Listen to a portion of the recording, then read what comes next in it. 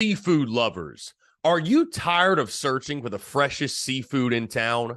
Look no further than the Carolina Fish Market, your go-to destination for the finest and most flavorful seafood in the Carolinas and beyond. Introducing the new Carolina Seafood Subscription Box, a culinary delight delivered right to your doorstep. Each month, you'll receive a carefully curated selection of fresh local seafood sourced directly from the waters of the Carolinas and beyond. From succulent shrimp to mouth-watering grouper to flounder or tuna and everything in between, their subscription box brings the ocean's bounty straight to your Gamecock kitchen. What sets the Carolina Fish Market apart is their commitment to quality and sustainability. They work closely with local fishermen and women who use responsible fishing practices, ensuring that every bite you take supports both your taste buds and our precious marine ecosystems. They've even won Best Seafood 5 out of the last 8 years.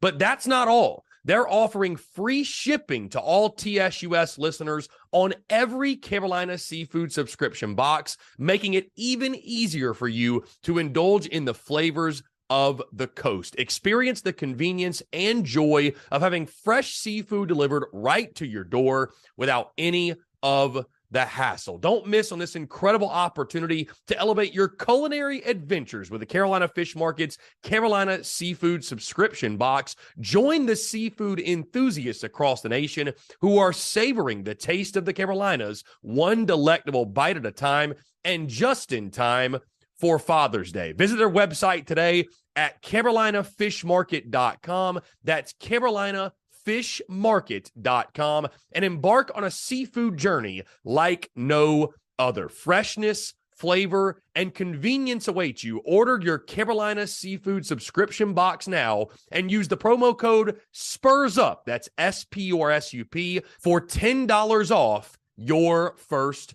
purchase. Again, that's promo code SPURSUP, SPURSUP, for $10 off your first purchase. The Carolina Fish Market, where taste meets the ocean.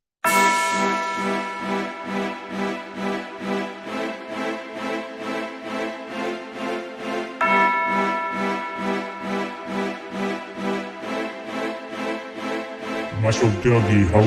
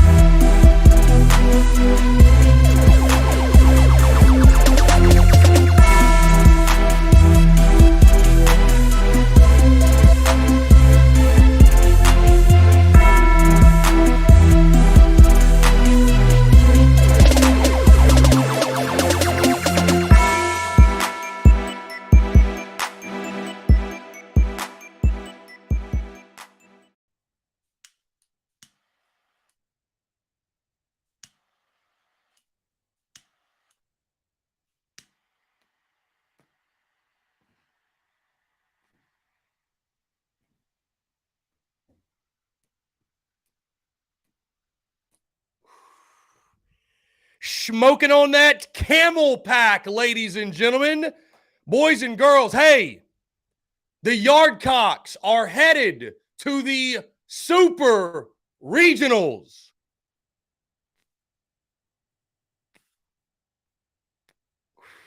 Feels good to be good. What is going on? We're celebrating here on this Sunday night. Those of you tuned in via the podcast, thank you all so much for tuning in. And those who are here live on the Rowdy Rooster Rundown, folks,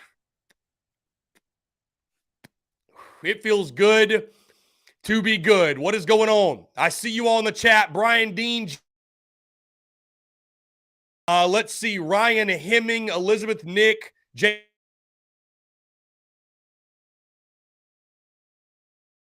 Hey, we will take your listener questions at the end of the show, so make sure you flood the YouTube chat. Make sure you flood that YouTube chat because we will take those questions at the end of the show.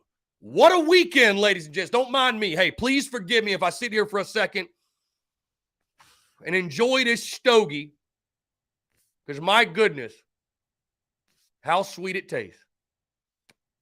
Zane Denton breaks the hearts of the Gamecocks Tigers late last night. Gamecocks are rolling, meanwhile, in Cola. Our friends from CLT, shout out to the Queen City. They take down Gamecocks today, knock them out the postseason as the number 4 overall national seed. And what do the Yardcocks do? Here come the big bad Campbell Camels, man.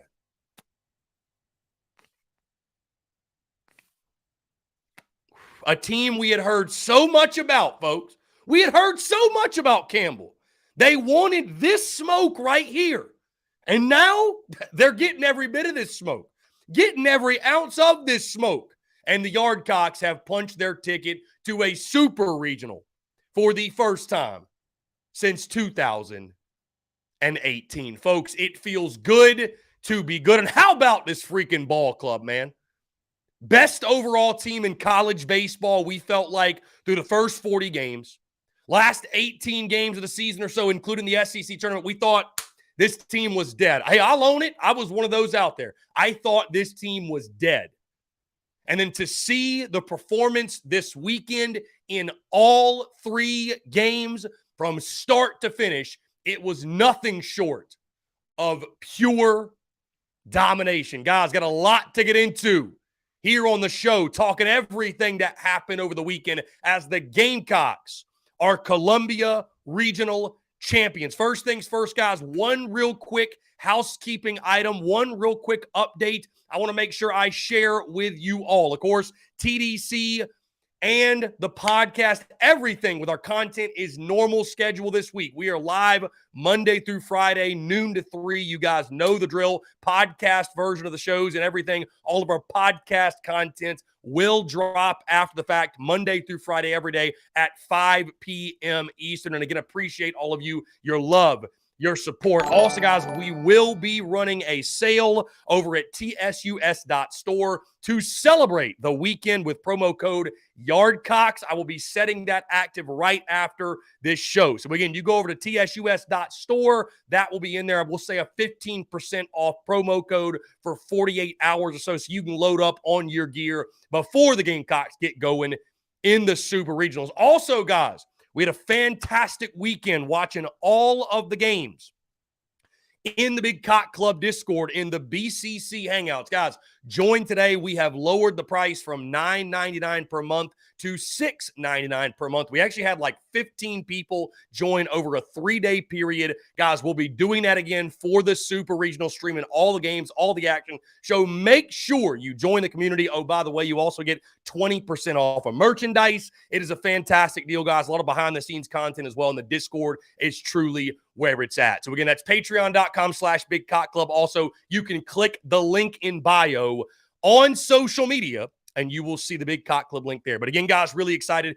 to dive into a content jam-packed week because the Gamecocks, let's go, are headed to the Super Regionals to take on either Florida or Texas Tech, depending on who wins the Gainesville Regional, and depending on who wins it will also determine where that Super is played. If the Texas Tech Red Raiders are able to take down Florida, which that game, the championship game of that regional going on right now, I think Florida's winning 4-0. Last time I checked, at least it was 4-0 late in that ball game. If Florida holds on, they will play a winner-take-all game Monday night, and the winner of that ball game will advance to Super. So if Texas Tech wins, and we want Texas Tech to win so we can host Super Regional Baseball in Columbia, South Carolina.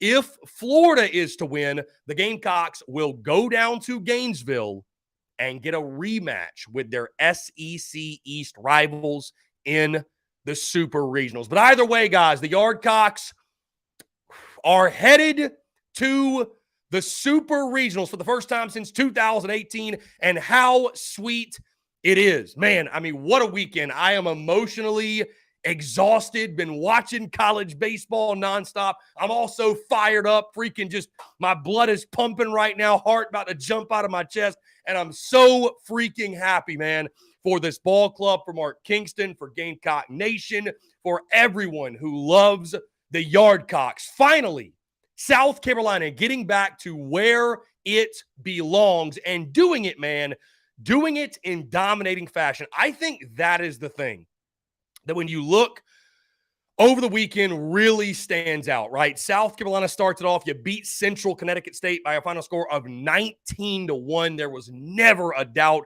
in that ball game, sparked by an 11-run fourth inning in that game on Friday night. Then, of course, yesterday, you beat NC State in that game. A really nice back-and-forth game. You had a 4-run fifth in that one, 6-3 the final. And then, of course, this game against Campbell, the Bats, yet again are the story as you win 16-7, and it's the 7-run third inning, which sparks the victory.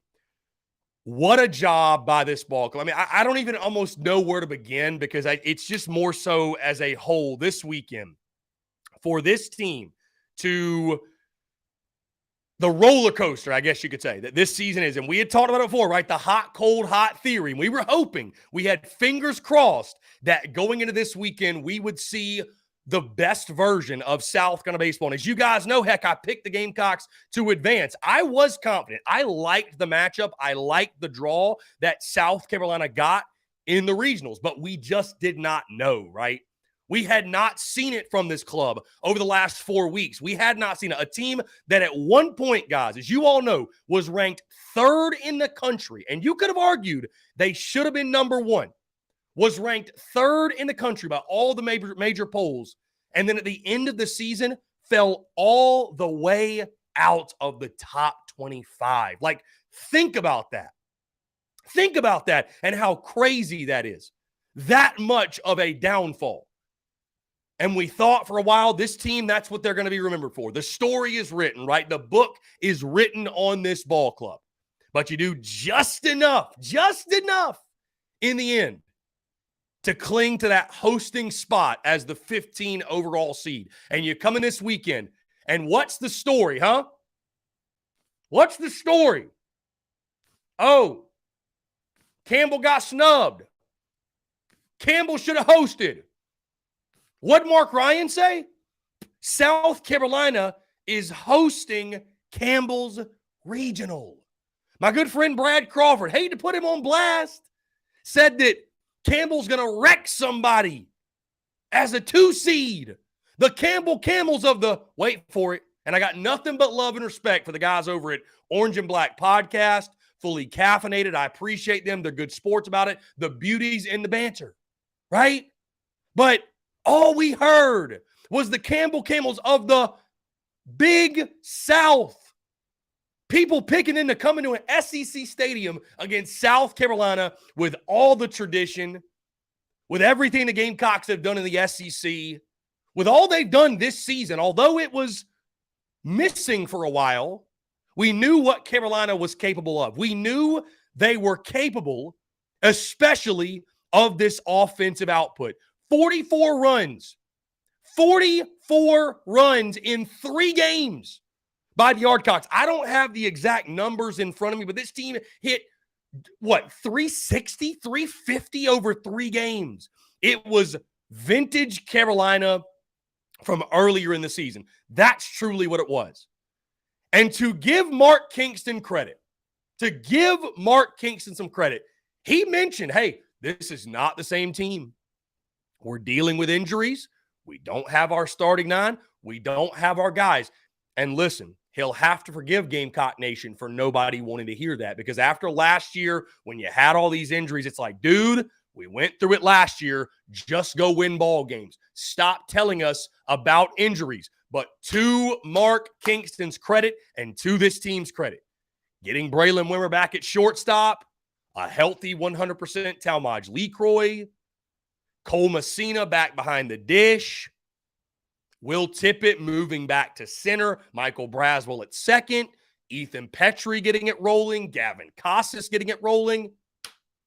This looked like a different ball club than what we saw over the last 18 games or so. This looked like a different ball club than what we saw over the last month or so. This looked like, or at least more like, the team we saw in the first 40 games. And guys, like I mentioned, it never went away. That team never went away. That team was in it the whole time. You just got cold. You ran into some adversity. And in baseball, it's inevitable. You're going to run into adversity, and kudos, a great job all the way around by all parties involved.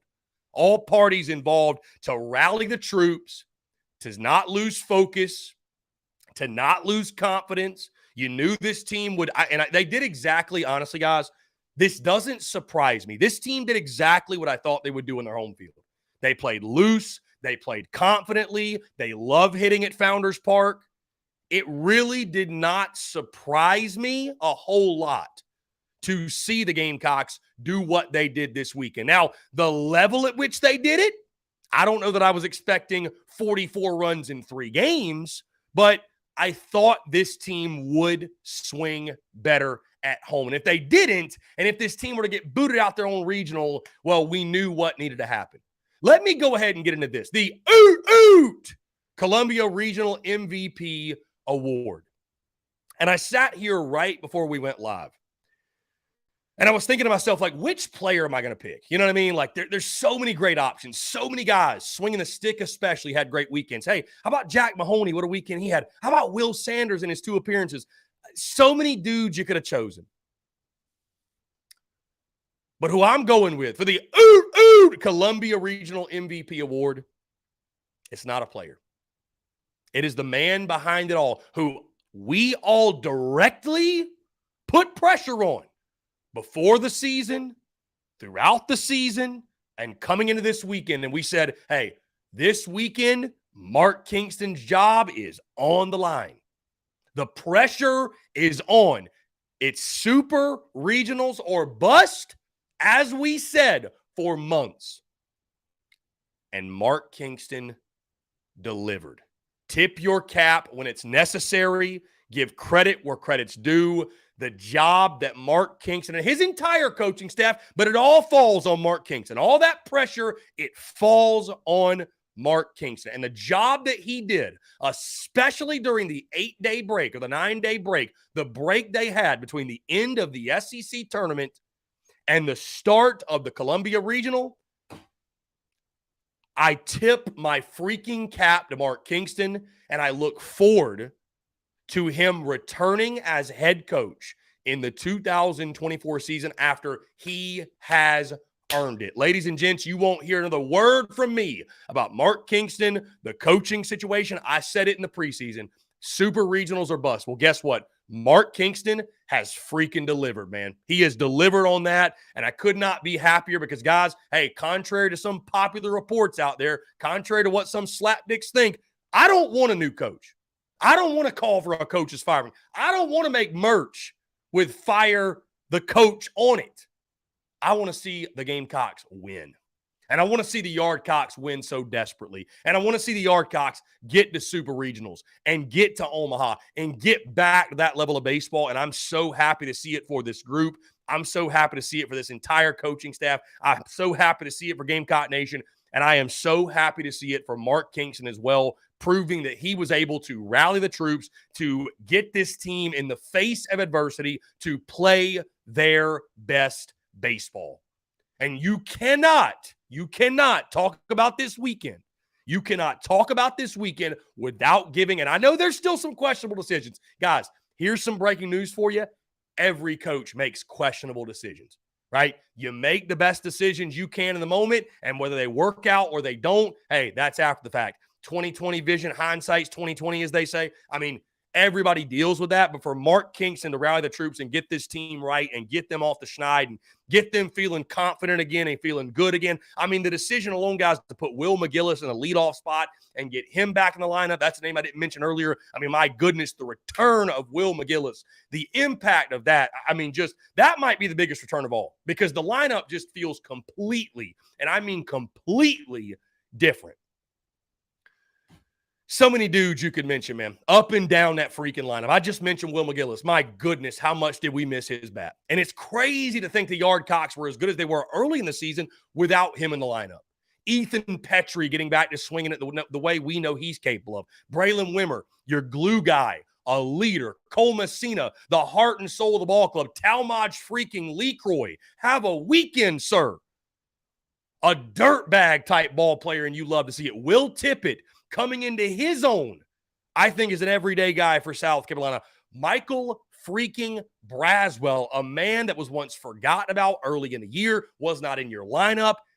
What he did this weekend was incredible, right? You then look at the pitching staff, like I mentioned, right? I mean, just everybody, dude. The pitching staff was great there as well. James Hicks gives you a fantastic start in game one. Jack Mahoney, what he did in game two, that performance, I mean, the wheels come off if you don't get the best version of Jack Mahoney. He gave you that. And then Matthew Becker, listen, I know he was shaky. I understand that. We kind of felt like this was going to be an offensive game against the Campbell Camels. We kind of felt that, right? We knew it would be a back and forth offensive game. And, hey, your bullpen picks you up. Your bullpen picks you up in this ball game. Nick Proctor, I thought he was fantastic, sort of that bridge guy. And I know you took a big lead, but, we knew this was a Campbell lineup. They could strike at any point. They could make you pay. 3 innings pitched, 5 hits, 2 runs, 2 earned, 3 strikeouts. Not too shabby against the Camels. Not too shabby against one of the best offenses in college baseball. And then Will Sanders. I mean, my goodness, guys. He combined, 3 scoreless innings tonight. So he threw 4 innings this weekend, scoreless, with 8 strikeouts, 4 innings pitched, 8 strikeouts, and surrendered just 1 hit. Ladies and gentlemen, if vintage Will Sanders is back with the Yardcocks, watch out because their ceiling, believe it or not, their ceiling just went way, and I mean way up if vintage Will Sanders is back for South Carolina. But, man, I'm just so happy, dude. I mean, we'll obviously break this thing down all week long before we preview, obviously, the Super Regionals and talk about that. But I'm just so happy for Gamecock Nation, man. And all those people. And I've doubted this team all throughout the season. Don't get me wrong, especially the last month or so. I've doubted this team here and there. Oh, by the way, is anybody on social media going to highlight the prediction, the regional prediction that TSUS made? Anybody? Everybody loves to give me shit for my predictions when I miss them. How about the prediction that was the Yardcocks will advance in the regional? Is anybody going to highlight that? Anybody? Does anybody want to take? No? Okay. That's what I thought. Anyways, yeah, felt good coming in the weekend, man. And the Yardcocks even exceeded my expectations. And to see this club getting back to playing the way they're capable, man, we knew it was kind of a mental thing. It snowballs into the SEC. And I really think, honestly, guys, the grind of the SEC prepared this ball club for this weekend because with all due respect to the competition, NC State, even Campbell, man, Carolina has seen, they've seen, there's a reason I think they were able to hit that pitching so well. I mean, you've seen the best of the best in the SEC. You have absolutely seen the best of the best. Just huge, man. And we talked about before too, when you get to the postseason in Columbia, when the Yardcocks get to the postseason, a different switch flips, man. Gamecocks baseball is built to win in the postseason. It's built to win this time of year. The month of June is our month. The month of June is the Yardcocks month. And you showed that. You played with extreme. What did we talk about going to the weekend? You played with great confidence. You played with great energy. You played with great emotion. I mean, you saw the emotion all weekend long. And I know at times it may have felt like it got, a little bit excessive maybe, but you know what? I'd rather see that than see a dead dugout. I'd rather see that than a bunch of guys going through the motions. I loved what I saw from an energy standpoint. You keep carrying that on. You play with that confidence, play with that swag. I think this team can go all the way. I really think this team can go to Omaha and win the entire thing. And I think we knew early in the season this team had the talent, and it was all about things clicking at the right time. And at least for this weekend, it's clicking. The Gamecocks, Columbia Regional champions. Like I mentioned, guys, the Columbia Regional MVP Award, Mark Kingston, man. Tip the freaking cat what he did with his ball club, getting them back to playing their best baseball. Is a job well done. Let's get in a slapdick of the weekend.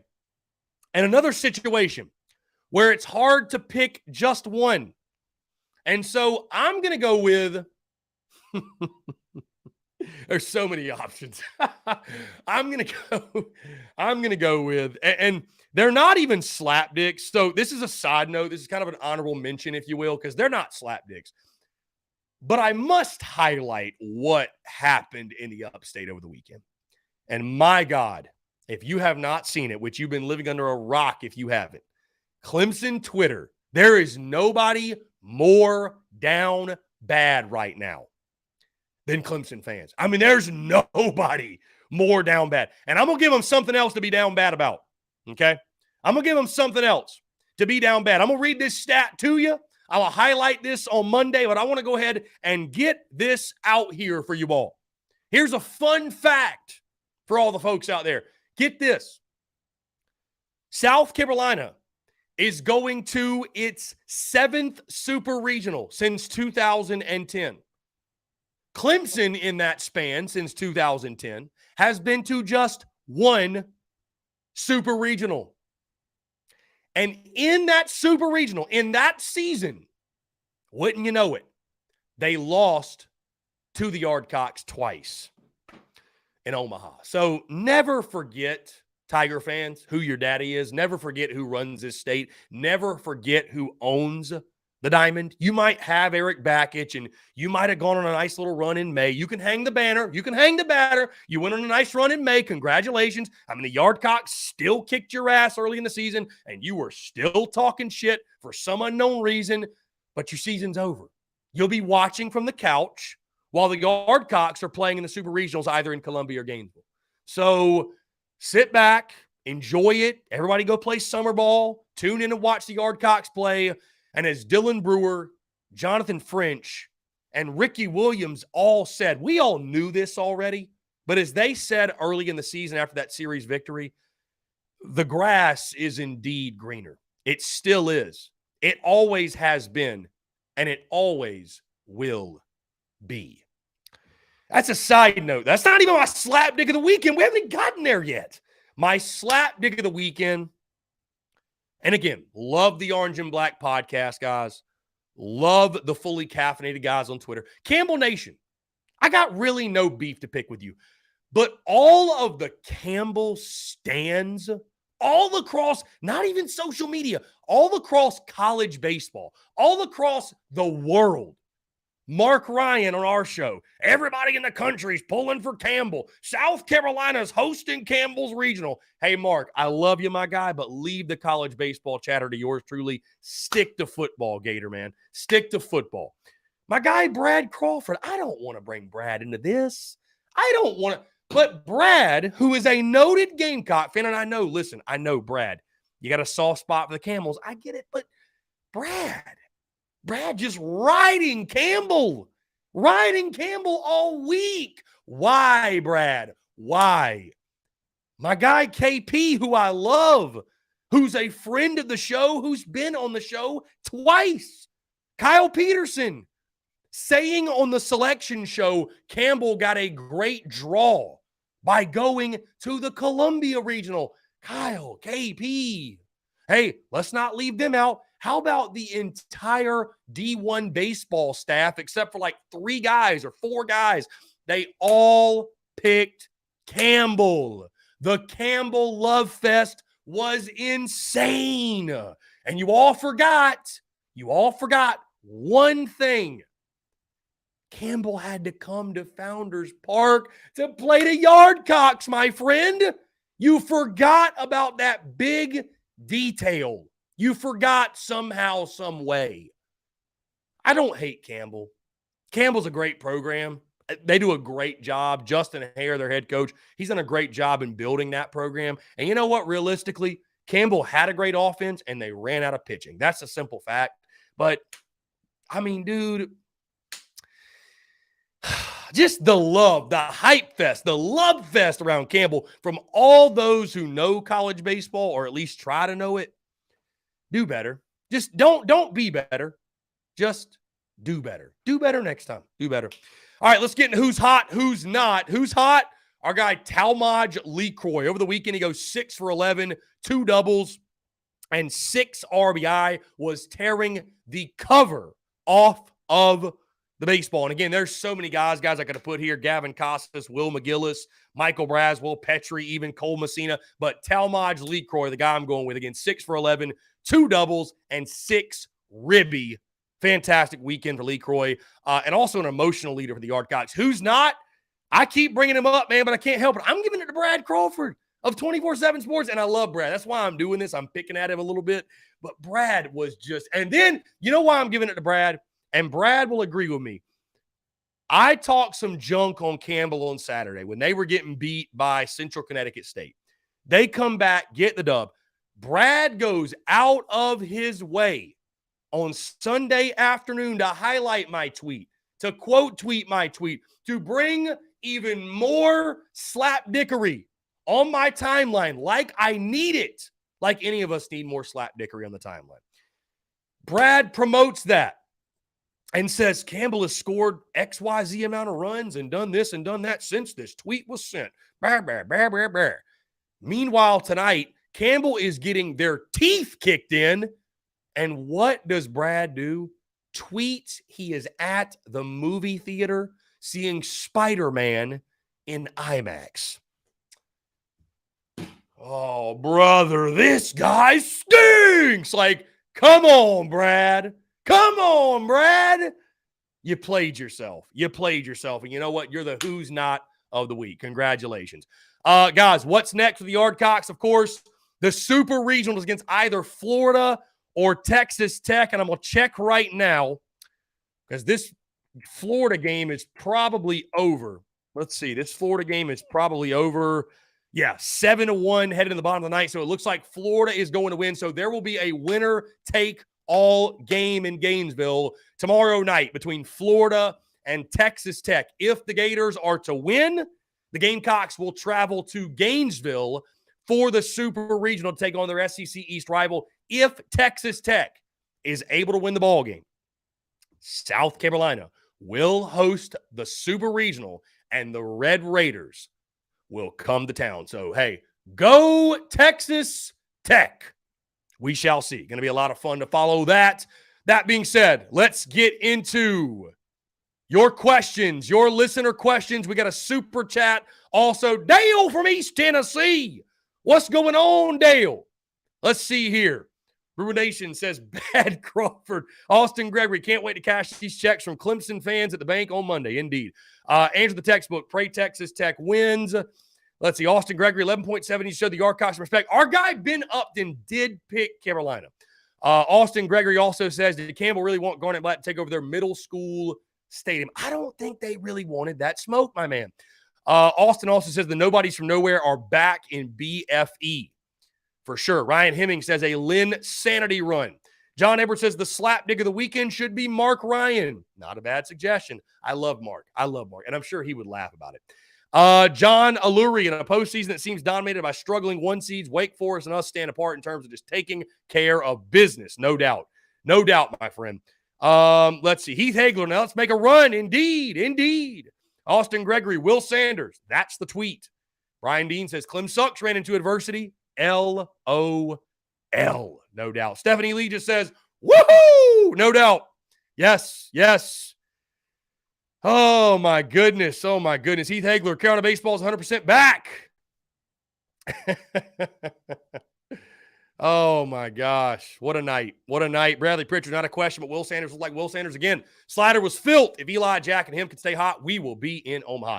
I like to agree. James Kendall, yes, the smoke alarm came down off of the wall. Do not worry. It came down off the wall. Guys, we'll play voicemails on the Daily Crow on Monday. So just so you know, we will play voicemails on Monday. Let's see. Let's see. Ryan Hemming, only lush green Bermuda in cola. A couple more listener questions. Blake Seaborn, the weekend was awesome, no doubt. Panic Ritter says, or Adam Ritter says, Panic Ritter loves being wrong. Yes. Will Hall says it's wild we saw 600 plus pitches in the regional. That is crazy. That is crazy. That's a ton. Florida won 7-1, it looks like. Okay, so they will play tomorrow night. Kerrigan Howell just gives the thumbs up. Kerrigan, that's a good one for me too. I love that.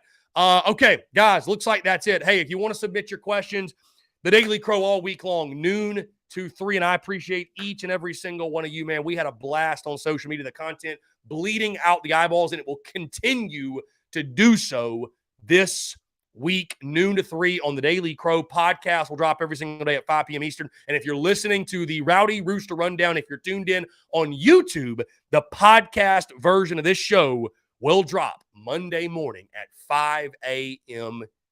Eastern time. So you can listen back, or if you have not heard yet, hey, thank you so much for tuning into the Rowdy Rooster Rundown on YouTube. Thank you all so much for those tuned in via podcast. Appreciate you all. And oh, by the way, hit that subscribe button on YouTube and that bell icon so you get notifications of when we go live. And of course, subscribe to the Spurs Up Show on iTunes, Spotify, Stitcher, Google Podcasts, wherever you get your podcast. We're dropping shows every single day, man. Like I said, content bleeding out the eyeballs, the beauties and the banter. And folks, above all else, it feels good to be good. And it feels good to be going to the Super Regionals. Guys, thank you all so much. Appreciate you all tuning in. Have a great rest of your night, and we will talk to you all tomorrow.